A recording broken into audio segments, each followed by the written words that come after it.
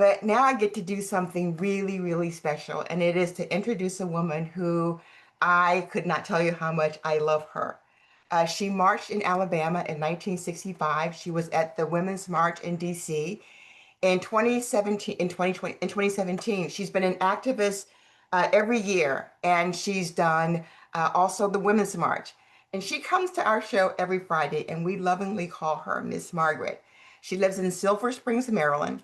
She's featured in the documentary Sisterhood, and her goal for the past 60 years and today is just more democracy. She's just the smartest person that I know. So I'm happy to introduce you to our Miss Margaret. Well, thank you, Fernell, and to the members of NOVA.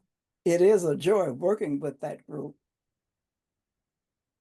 How appropriate, and I'm sure you planned it this way, that today's session coincides with the Constitution Day. Who else would have done that except NOVA?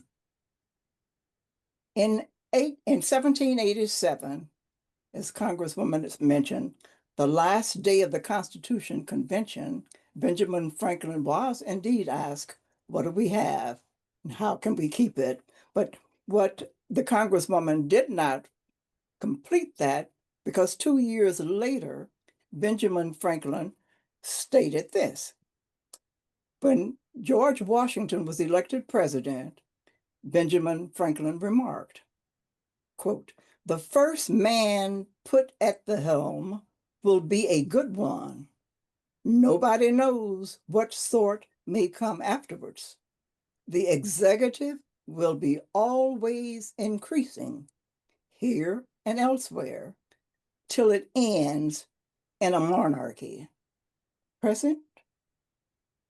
After 237 years, the world's longest surviving written charter of government, the United States Constitution, was changed by the July 1st, 2024 Trump versus United States Supreme Court majority immunity decision, a decision that effectively made Trump a king above the law. The irony is not lost on me that for the first time in history, the entire United States Constitution is on display at the National Archives as of yesterday. Sort of ironic that this Constitution that has been tampered with by our current Supreme Court justices is there for us to see and to look at and to know that it has never been perfected, but that a group of us have always been on that road to helping perfect the Constitution of the United States. These first 9 months that we've lived through, all of us, fighting for a representative democracy, which is fraught with all manner of challenges. We have faced challenges before. For instance, we faced the challenge and won through the Civil War. A more recent one has been the attempted coup d'etat of the United States government by a group of hoodlums. Those challenges were people-made. And because they were people-made, people can undo those things and make things better. And that brings me to you, the four ladies who are the current heroes, well, I guess sheroes of the day.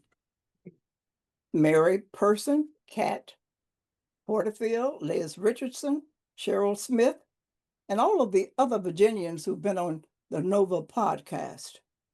Because you're running for office in a time of change. Recently, I wrote these words and sent them to Robin and Fernell. Quote, "NOVA Power Pack candidates' commitment to improving our representative form of government remind me of words from the American anthem, a song honoring soldiers And I quote, "For those who think they have nothing to share, for fear in their hearts, there is no hero there. For each quiet act of dignity is that which fortifies the soul of a nation that never dies." You, Mary, Cat, Liz, Cheryl, are attempting to fortify the soul of our nation against those who hope to tear us asunder. Perhaps we place a too heavy burden on you, making this wrongs into rights. But I don't think so. I'm reminded that ordinary people are capable of achieving extraordinary things. The achievements of Congressman John Lewis reminds me, and his memory surfaces with that statement.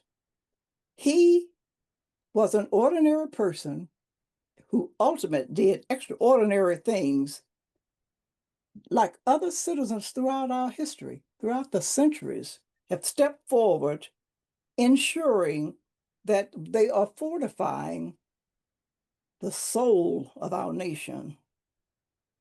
What happens in 2025 in Virginia will affect the balance of the power of not just 2025, but for decades to come.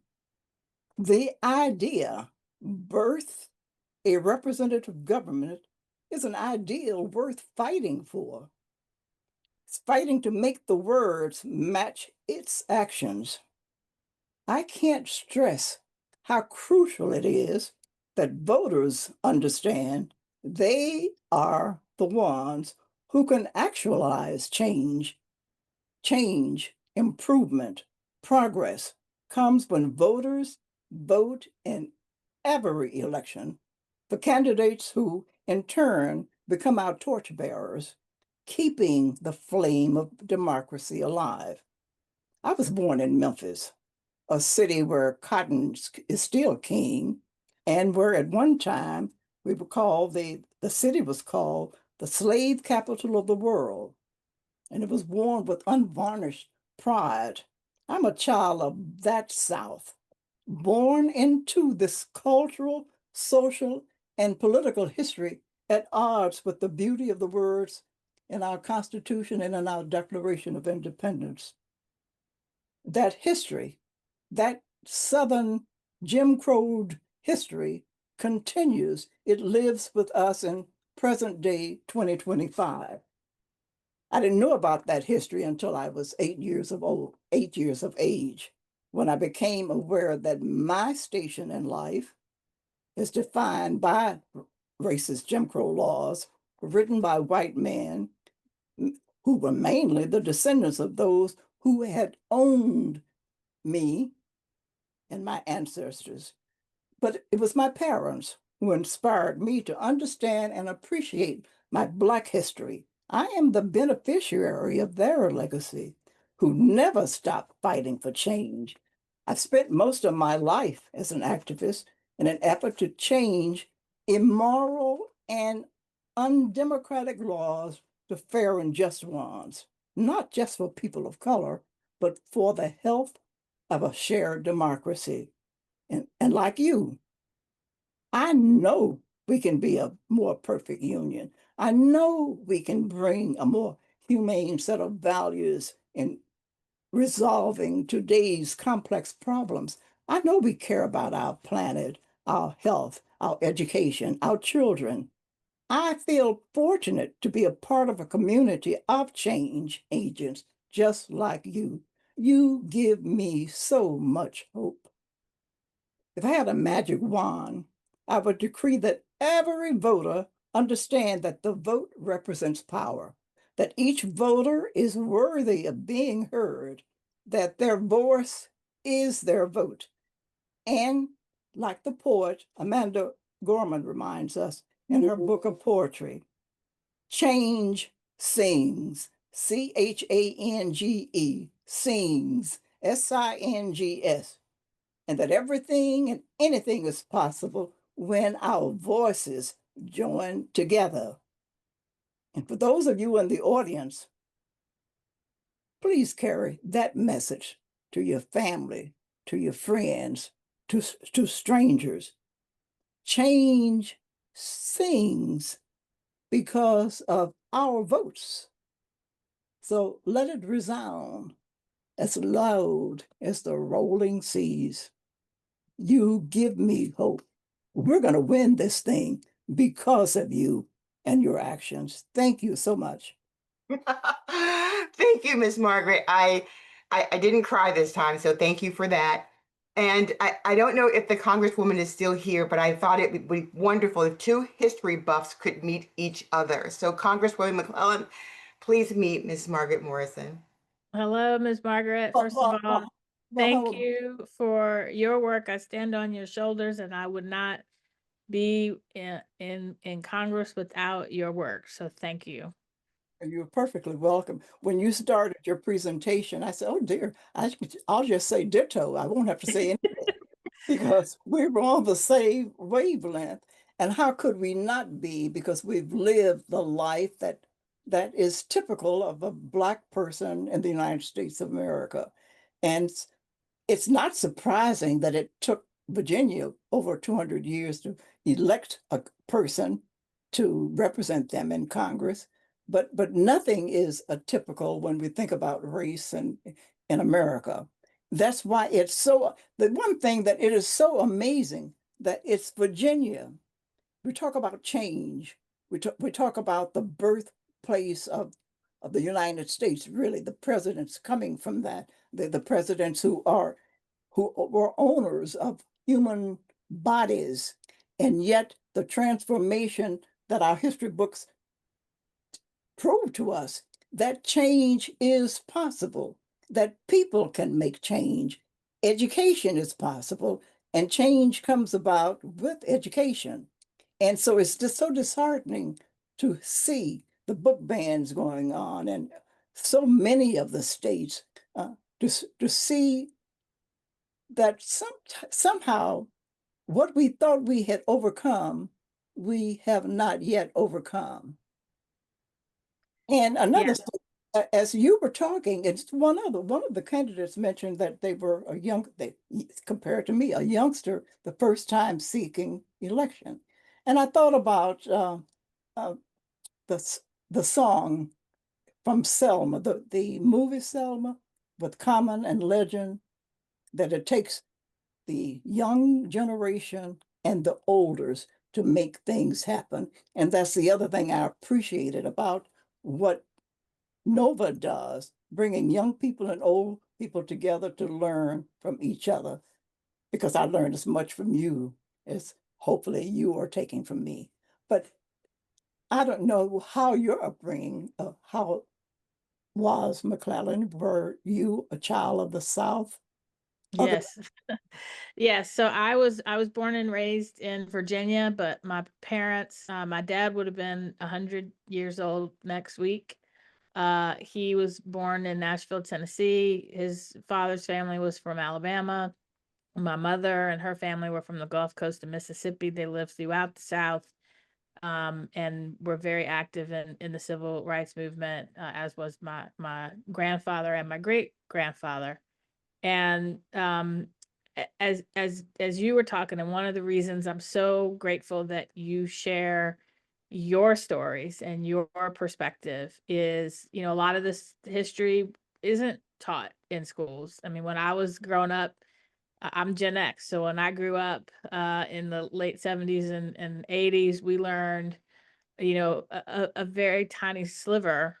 And it was only because my great grandfather wrote a book talking about his experiences in 1902, and those stories were passed down in our family, that I got this deep understanding. But for so many people, don't know how far we've come because they don't fully know where we were. And I think when we understand our history, we recognize that the story of our country is, how do we reconcile the ideals upon which we were founded with the truth of how we were founded, and how do we make those ideals true for everybody?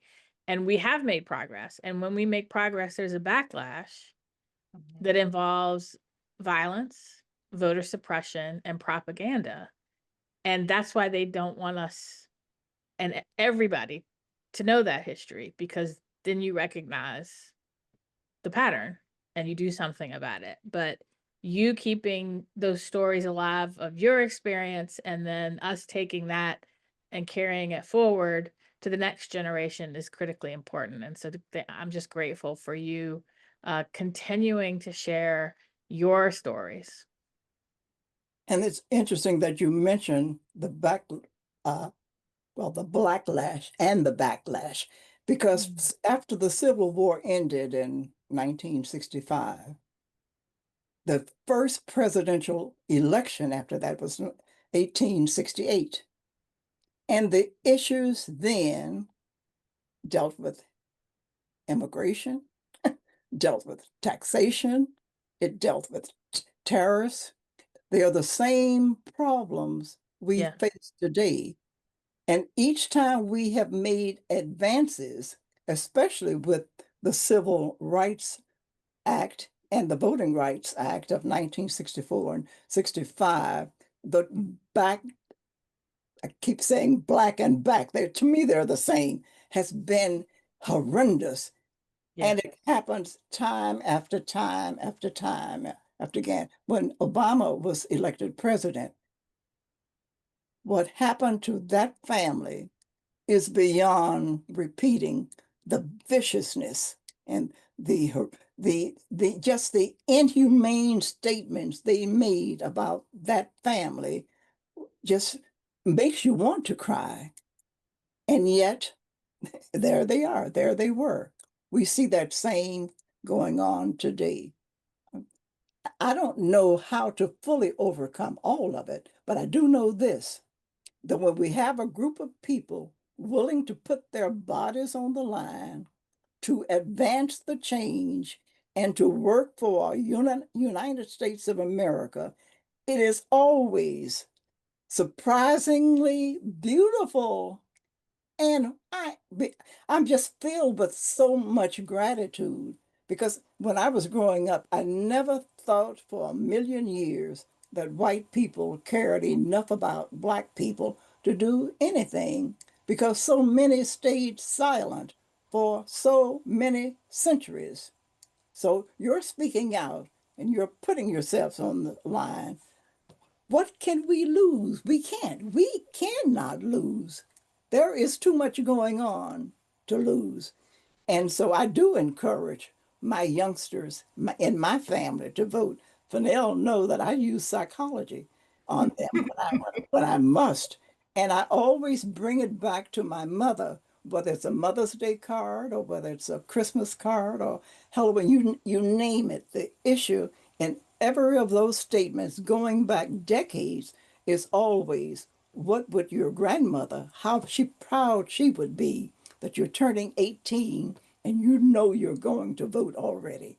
I don't say their aunt, but I put it because they understand they understood what she had gone through and what my father had gone through. My father was 65 years of age when the Civil Rights Act was passed.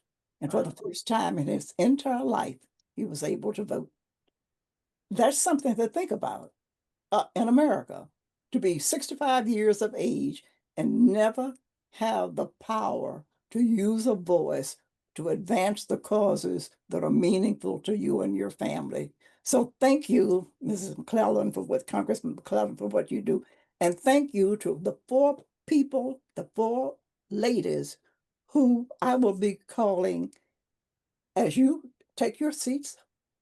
But it'll be in January, correct? Of 2026.